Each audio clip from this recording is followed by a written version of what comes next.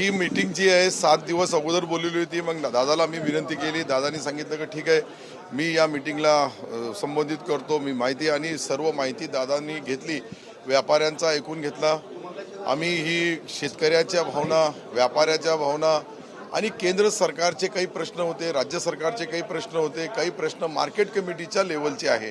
अशा अनेक मागण्या व्यापारी बांधवांच्या होत्या.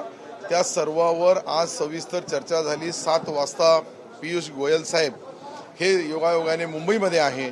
त्यांनी 7 वाजेचा टाईम राज्याचे उपमुख्यमंत्री आणि आम्ही सर्व मंत्री यांना दिलेला आहे. मग त्यांच्याशी, कारण की केंद्र सरकारचा जो 40% टॅक्स लावलेला आहे ते रद्द करावा अशी त्यांची मागणी आहे. बाकीच्या जो नाफेडची खरेदी होती, नाफेडची खरेदी जी डायरेक्ट मार्केटमध्ये विकल्यानंतर व्यापाऱ्याच्या मालाचा भावाची तुलना आणि त्यांच्या भावाची तुलना कमी जास्त होते. अशा अनेक मागण्या मार्केटमध्ये, जे मार्केट फीस आपण 1 रुपया घेतो त्याच्याऐवजी 50 पैसे घ्यावी अशी व्यापारी बांधवाची मागणी, अशा अनेक मागण्या त्यांनी केल्या. क्या आप अपने माता पिता बनने का इंतजार कर रहे हैं? आज ही 7825893602 पर कॉल करें। ओएसएस फर्टिलिटी के कम लागत वाले IVF उपचार की सहायता से अपना सपना पूरा करें और सभी को खुशखबरी दें। पर या मागण्यामध्ये विशेषतः आपण कदाचित पाहिलं तर काही मार्केट कमिटी लेवलचे आहे, काही राज्य सरकारचे आहे आणि काही जास्तीत जास्त सर्वात जास्त केंद्र सरकारचे आहे. यांच्याशी चर्चा 7 वाजता होईल आणि 7 वाजता पियुष गोयल साहेबांशी चर्चा झाल्यानंतर याच्यामध्ये अंतिम निर्णय घेतला जाईल.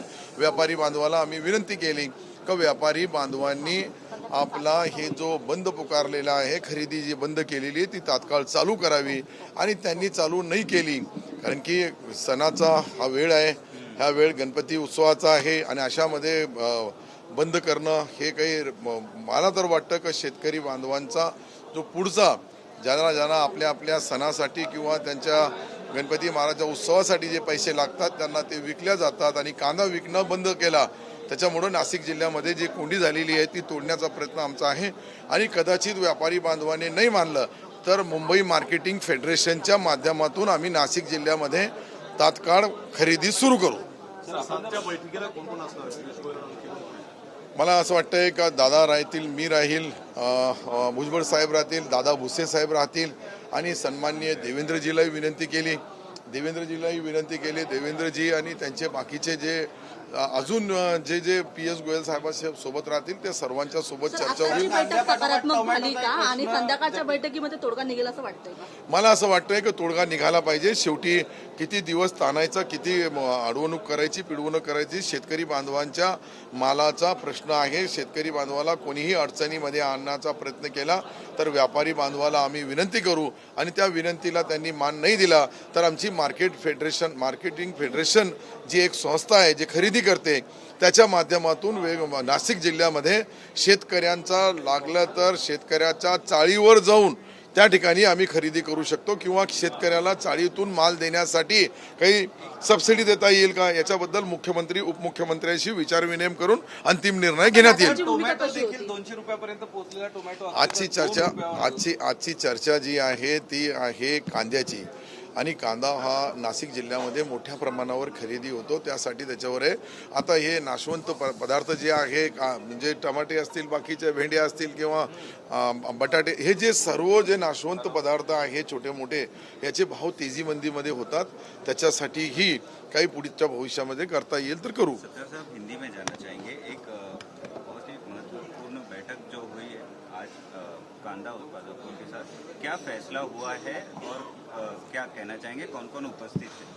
नहीं, आज हमारे सम्मानीय उप मुख्यमंत्री अजीत दादा थे, मैं खुद था और मेरे संगात हमारे भुजबल साहब थे और दादाजी भूसे साहब थे और कई MLA आमदार उपस्थित थे.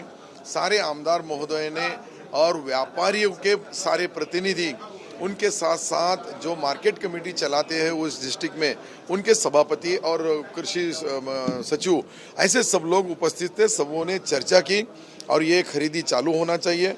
इस ऐसे त्यौहार के मौके पे खरीदी बंद करना ये कोई मुनासिब नहीं है. इसलिए उनको फिर से एक बार रिक्वेस्ट की गई व्यापारियों को तात्काल तुम खरीदी शुरू करो. अगर उन्होंने खरीदी शुरू नहीं की तो सरकार अपनी तरफ से कोई ना कोई रास्ता ज़रूर इसके अंदर 3 दिन के अंदर इन्होंने नहीं निकाले तो तीसरे दिन हम हमारी मार्केटिंग फेडरेशन नाम की एक हमारी खुद की एक कंपनी है जो पणन विभाग की है वो उसका खरीदी करेंगे और किसानों का माल जो भी रेट है उनको जो उनको देना चाहिए उस रेट से खरीदी करेंगे। सर शाम को फिर एक बार बैठक होगी पीयूष गोयल के साथ, इस बारे में क्या बताएंगे? कौन कौन रहेगा इस बैठक में? क्या व्यापारी ही इस बैठक में शामिल होंगे? हमने 5 व्यापारी भाइयों को वहां निमंत्रण दिया है और 5 मंत्री रहेंगे, 2 मुख्यमंत्री रहेंगे, 2 उप मुख्यमंत्री रहेंगे, उनके संगात हमारे सचिव महोदय सब रहेंगे, क्योंकि केंद्र सरकार का निर्णय लेने का हक जो है वो केंद्र सरकार को है। राज्य सरकार सिर्फ रिक्वेस्ट विनंती कर सकता और उस रिक्वेस्ट के विनंती के अनुसार उन्होंने हमको वक्त दिया।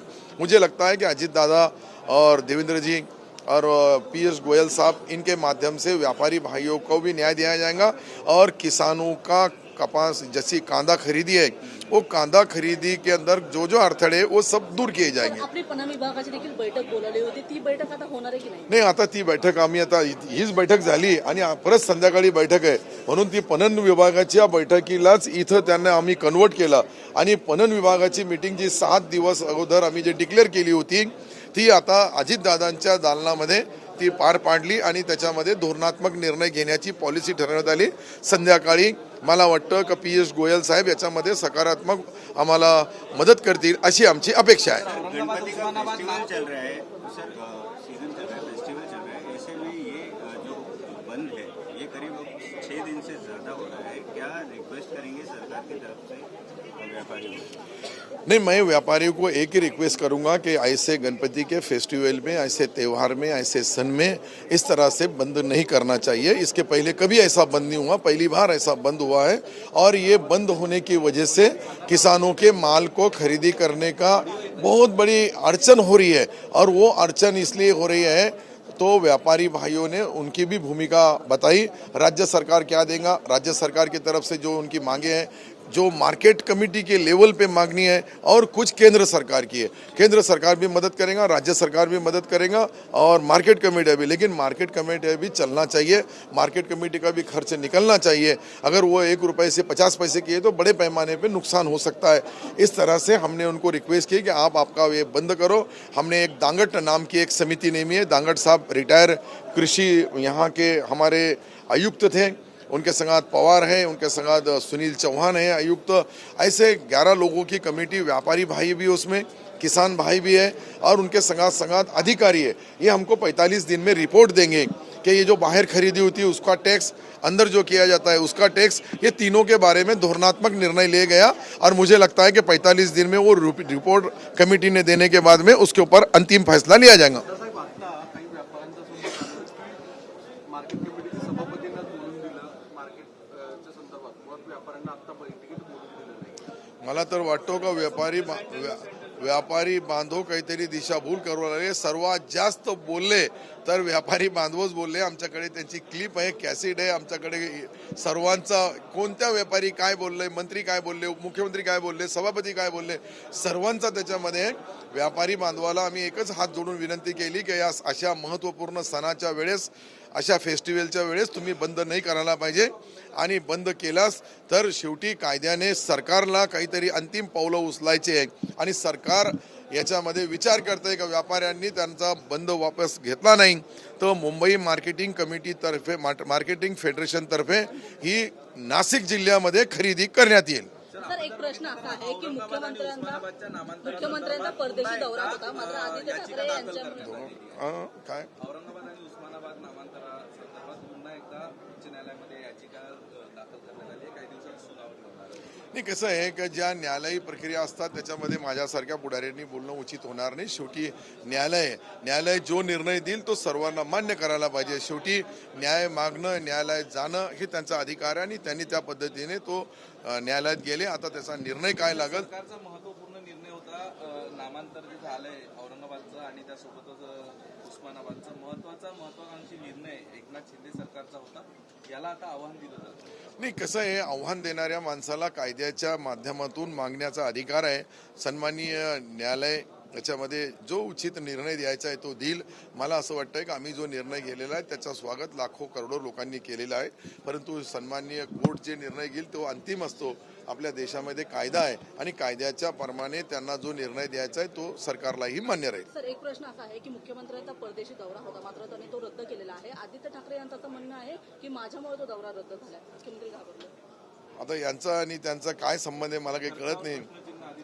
नाही, खर्चावर प्रश्न नाही आहे. मुख्यमंत्र्याला देशभरमध्ये किंवा विदेशमध्ये जाण्यासाठी मुभा आहे. ते जाऊन आपल्या राज्याची पॉलिसी करण्यासाठी, राज्याच्या मध्ये काही उद्योगपती आणायचे असेल, दुसऱ्या देशामध्ये आपल्या राज्यापेक्षा काही चांगली त्या ठिकाणी एखादा योजना असेल, ती योजना आपल्या राज्यामध्ये राबवता येईल का, तिथलची पॉलिसी आपली पॉलिसी आणि व्यापारीकरण एक दुसऱ्याच्या व्यापाराला जाण्यामुळं, त्याच्या निमंत्रित केल्यामुळं त्यांना राज्यामध्ये जास्तीत जास्त उद्योग येऊ शकतात.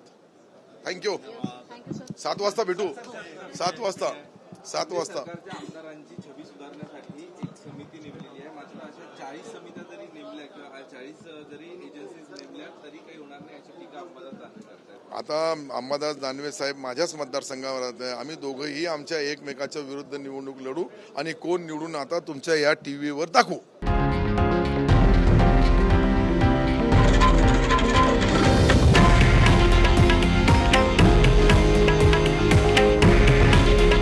हे आहे देशातील नंबर 1 न्यूज नेटवर्क आणि आपण पाहत आहात TV9 मराठी. काळजी तुमची, हित महाराष्ट्राचं.